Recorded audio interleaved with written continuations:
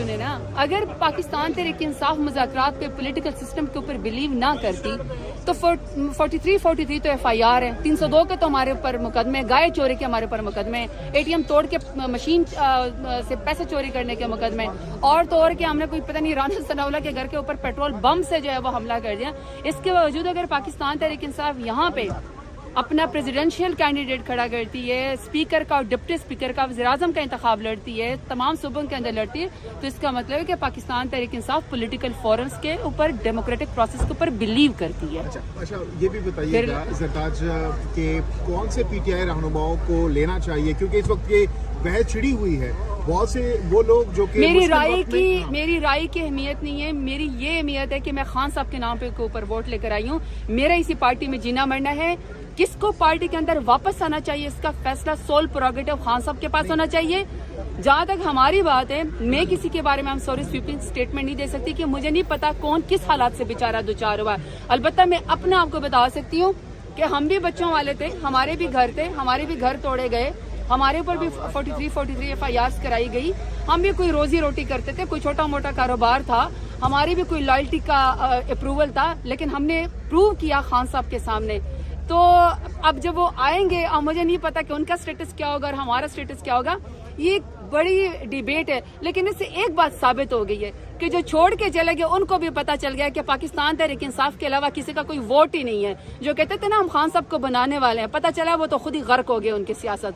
तो जब खान साहब के बगैर उनकी सियासत भी गर्क हो गई, खान साहब के बगैर उनका कोई नाम निशान लेने वाला भी नहीं है, तो फिर उन तमाम लोगों को सोचना चाहिए जो कहते थे कि खान साहब की सियासत भी खत्म है, पार्टी भी खत्म है। इसका मतलब है कि आप माइनस करेंगे, खान साहब प्लस होते जाएंगे, अवाम प्लस करती है। फैसला तो खान साहब करेंगे, लेकिन चांसेस किस किस के नजर आते हैं आपको? मैं कोई नजूमी थोड़ी हूँ, मुझे इतना पता है कि जिसका जुल्म हुआ है उसको कोई ना कोई माफी दे देनी चाहिए, जिसका जुल्म हुआ है। देखिए मेरी बात सुने, फिर वही बात है, अगर साहिबजादा रजा साहब ने कहा या मैं कहती हूँ, हम सबको वोट इमरान खान की वजह से पड़ा, हमारा जाती कोई वोट नहीं है। और हम जब वोट लेकर आए थे, हमने आवाम से वादा किया था कि आप मुश्किल हालात में भी हमारे लिए लाइन में लगे हमें वोट दें, और उन्होंने हमसे कहा था कि हम एक बात पे आपको वोट देंगे कि इमरान खान को बाहर आ जाना चाहिए। सबको पता है कि खान साहब के ऊपर झूठे केसेस, ये फ्रिवलेस केसेस है, 31 साल की रातों रात सजा उनको कौम को नाउमीद करने के लिए दी गई है। तो उस वजह से साहिबजादा साहब ने फरमा दिया होगा कि अगर यहाँ पे फैसला नहीं हो रहा तो सड़कों के ऊपर फैसला कर देना चाहिए। ठीक है, चलो। डील तो सिर्फ PMLN नहीं कर सकती ना, पीपल्स पार्टी कर सकती है। NRO की पैदावार डील तो उनको चाहिए। अगर मेरे लीडर ने डील करनी होती तो क्या 50 रुपए के स्टैंप पेपर पे नवाज शरीफ की तरह प्लेटर्स गिरा के मुझसे बाहर ना भागा होता? हम तो नहीं गए ना। 31 साल की सजा वो रातों रात अगर उनको दी गई, वो जेल के काल कोठरी में बैठे हुए, इसका मतलब है कि उन्होंने कोई डील नहीं करनी। मुज़ाकरात में फर्क है, मुज़ाकरात का फैसला भी खान साहब ही करेंगे, क्योंकि खान साहब की 28 साल की जद्दोजहद है। मैं, उमर अयूब साहब, बैरिस्टर गौर साहब, शेर अफजल मरवत साहब, तमाम इसके बेनिफिशरी हैं। हमें वोट इमरान खान का पड़ा, हमारा ज़्यादा तो कोई वोट नहीं है। तो खान साहब जो मुज़ाकरात की टेबल पे बैठेंगे वही बातचीत करेंगे और आप सबके सामने, मीडिया के सामने होगी। मगर मसला ये है कि अगर हुकूमत ने हमारे साथ बातचीत भी करनी है तो फिर जुल्म क्यों नहीं बंद करते? जुल्म तो उसी तरह ही बराबर चल रहा है। ये तो नहीं हो सकता ना कि आप एक हाथ से जुल्म करें और दूसरी तरफ आप ड्रामा करें का मुज़ाकरात करेंगे। तो खान साहब के बगैर तो मुज़ाकरात मुमकिन ही नहीं है, उनको तो काल कोठरी में बिठाया हुआ है। तो पहले फ्रिवलेस केसेस खत्म करें ना, खान साहब को बाहर होंगी तब तक तो नहीं मुज़ाकरात हो सकते ना। अवाम के मैंडेट वापस करें खान साहब को, और हमारे जितने भी बेगुनाह के थे इस वक्त कैद में उनको बाहर निकालें, अवाम का मैंडेट वापस करें, फिर खान साहब मुज़ाकरात के लिए ज़रूर बैठेंगे, और वो छुप के नहीं बैठेंगे, सबके सामने बैठेंगे। साहिबजादा साहब ने जो कॉन्टेक्स्ट में बात की होगी वो इसी कॉन्टेक्स्ट में की होगी। मैं भी वोट लेकर आई थी, साहिबजादा साहब भी, या बैरिस्टर गौर साहब भी, उमर अयूब साहब भी, जो भी वोट लेकर आए वो खान साहब के नाम पे लेकर आए, और हमने वोट लिया भी इसलिए था कि खान साहब की रिहाई के लिए हम किरदार अदा करेंगे। तो जब अब रिहाई नहीं होगी तो इसलिए उन्होंने ये वाली बात की थी। लेकिन असल बात ये कि कोर्ट फैसला करे, फ्रिवलेस केसेस ख़त्म करे और उनकी सज़ा को ख़त्म करे, क्योंकि सबको पता है कि ये पॉलिटिकल विक्टिमाइजेशन है। ख़त्म होगी तो फिर असम्बली भी चलेगी, हर चीज़ चलेगी। हद होगी कि इस्तीफे देने की तरफ सोचेंगे अगर मामला? देखिए, फिर हद की तो फिर कोई भी लिमिट नहीं है ना। पाकिस्तान तहरीक इंसाफ के पास स्ट्रीट पावर भी है। जब हमें जलसे करने की परमिशन नहीं है, हमें रैलीज निकालने की परमिशन नहीं है, आप जुल्म के खिलाफ आवाज़ उठाने की परमिशन नहीं है, तो मुझे बताएं फिर कौन सा फोरम होना चाहिए हमारे पास? अच्छा मैडम, ये बता दें, सरदार साहब को नायब वज़ीर-ए-आज़म बना दी, किसको? सरदार साहब को कैसे देखती हैं इस फैसले को हुकूमत? बस जी पूरा ख़ानदान मुसल्लत है। समधी साहब को डिप्टी वज़ीर-ए-आज़म बना दिया। आइन कानून में तो कोई डिप्टी वज़ीर-ए-आज़म का ओहदा नहीं है। अब एक दूसरे के लिए मुझे नहीं पता कि क्या इनके पास इख्तियारात है। बाय द वे, पहले भी वो फॉरेन मिनिस्टर है और उनका दिल फाइनेंस में लगता है। تو پہلے بھی انہوں نے ایز اے فارن منسٹر یہاں پہ آ کے اتنا بڑا ڈیلیگیشن صدر آئے، ایران کے بارے میں انہوں نے ہمیں نہیں بتایا، بائی لیٹرل ٹاک کے بارے میں انہوں نے ہمیں سعودی عرب کا نہیں بتایا. ابھی جب وزیر اعظم صاحب جو ہیں وہ اگر سعودی عرب گئے ہیں، ہمیں کچھ نہیں پتا کہ پاکستان کے کیا مذاکرات ہیں. تو انہوں نے یہاں پہ تو ہمیں ایز اے فارن منسٹر تو آ کے کوئی بات بتائی نہیں. البتہ ان کے پورٹ فولیو پہ ایک بہت اچھی چیز ہے میں نے جو نوٹس کی ہے، شاید اس نے ان کو ڈپٹی وزیر اعظم بنا دیا ہو. انہوں نے انٹیریئر منسٹر کے ساتھ روزوں کے اندر آن لائن نذرانہ ایک ایپ بنایا تھا کہ آپ نے اگر چڑھانے اگر آپ نے دیگے دینی ہے تو آن لائن آپ دیگے دیتے. شاید اس لیے ڈپٹی وزیر اعظم بنا دیا ہو. میم ملک کے حالات دن بدن ابتر ہوتے جا رہے ہیں، سیاسی ہو یا معاشی.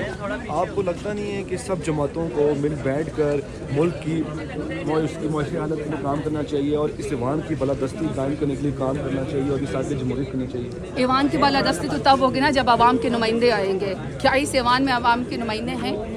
جو لوگ 8 فروری کو جیتے ان کے تو بہت ساروں کے رزلٹ چینج کر کے فارم 47 اور فارم 49 کے ذریعے ان کو یہاں پہ بٹھا دیا گیا. اصل فارم 45 والے جو اس وقت ٹرائیبونل کے اندر گئے ہوئے ہیں یا جو کورٹ کے اندر کیسز کے اندر گئے ہوئے ہیں، ان کا فیصلہ ہوگا تو اصل نمائندے آگے، تبھی پارلیمان کی عزت ہوگی.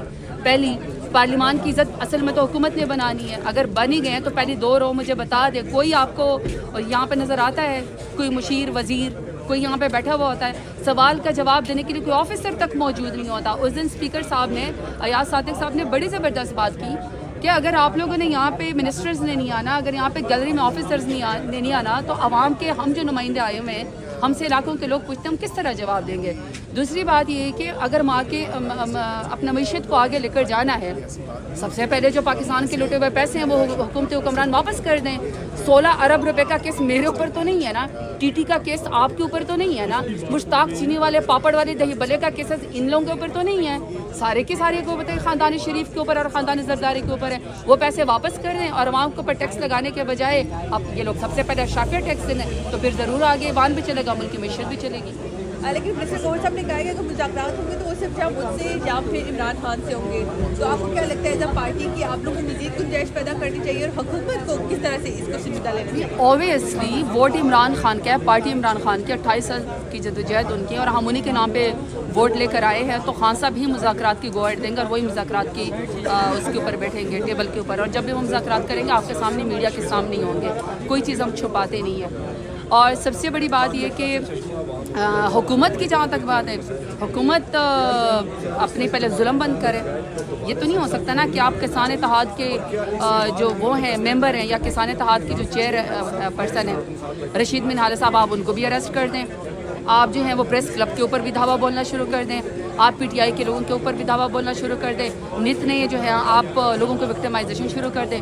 جب ظلم بند کریں گے تو ٹیبل کے اوپر بھی ضرور ایک ساتھ بیٹھیں گے. یہ بھی کہتے ہیں کہ اگر ہم مذاکرات کریں گے تو آرمی چیف سے D G I S P R سے کریں گے، اس کے علاوہ نہیں ہوں گے. لیکن اب جا کے آپ کے لوگ یہ بھی کہہ رہیں گے لیکن نہیں ہم نہیں. دیکھیں پولیٹیکل پارٹیز سے بات ضرور کرنی چاہیے. جہاں تک شہریار آفریدی نے کہا ہے وہ ظاہری بات انہوں نے کہا ہے جو انہوں نے تکلیف اور آزمائش گزاری ہے. ایک طنزاً بات کی ہے کہ پہلے حکومت بتائے کیا ان کے پاس اتنا اختیار ہے، کیا ان کے پاس اتنی طاقت ہے کہ وہ ہمارے ساتھ ٹیبل پہ بیٹھ سکے.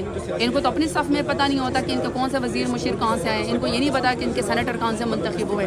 پوچھیں آپ نا آصف کرمانی صاحب سے پوچھیں، آپ جاوید لطیف صاحب سے پوچھیں، آپ رانا ثناء اللہ صاحب سے پوچھ لیں، شاید خاقان عباسی صاحب سے پوچھ لیں، زبیر عمر صاحب سے پوچھیں، مفتاح اسماعیل صاحب سے پوچھیں. ایک لمبی لائن ہے نا، پوچھیں کہ ان کے پاس کتنا اختیار ہے. تو اگر اختیار ہے تو ضرور پہ ٹیبل پہ بیٹھے، لیکن اس کے لیے پہلے ظلم بند کریں اور پاکستان تحریک انصاف کے جو چیئرمین ہیں عمران خان صاحب کو رہا کریں، کیونکہ وہ جھوٹے کیسے سے تو پھر ضرور بات چیت ہوگی. لاسٹ بھائی ہماری پارٹی کے بہت سارے ممبران اپنی رائے کا اظہار کرتے ہیں، لیکن پارٹی تو نہیں ہے نا، اپنا پرسنل پارٹی سے ضرور ہو سکتا ہے. لاسٹ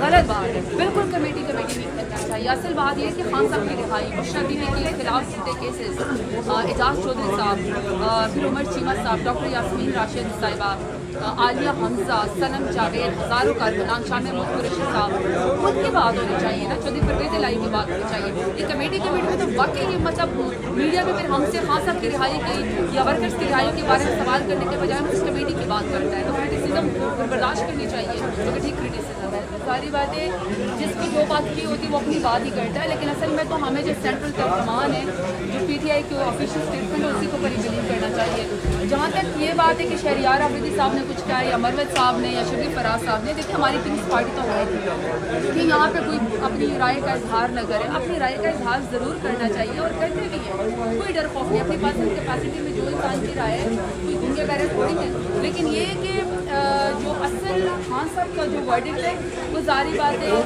उमर अयूब साहब, बैरिस्टर गौहर साहब भी आपको बता सकते हैं, या सेंट्रल इंफॉर्मेशन सेक्रेटरी, जो सबका एक मुकम्मल मौक़िफ़ होगा खान साहब का, फिर वही आपके लिए ऑफिशियल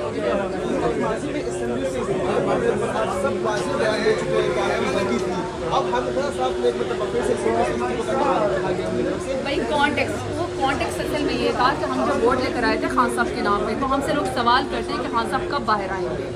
उन्होंने उस कॉन्टेक्स्ट में कहा है कि जब किसी फौरन पे खान साहब को इंसाफ नहीं मिल रहा तो इन एंड आवाम के पास ही जाना पड़ेगा, ये उनका कॉन्टेक्स्ट। जब आपके मसला जो है वो उनके बाकी वो अपना रियल काम नहीं करेंगे तो खान साहब कैसे रवाएंगे?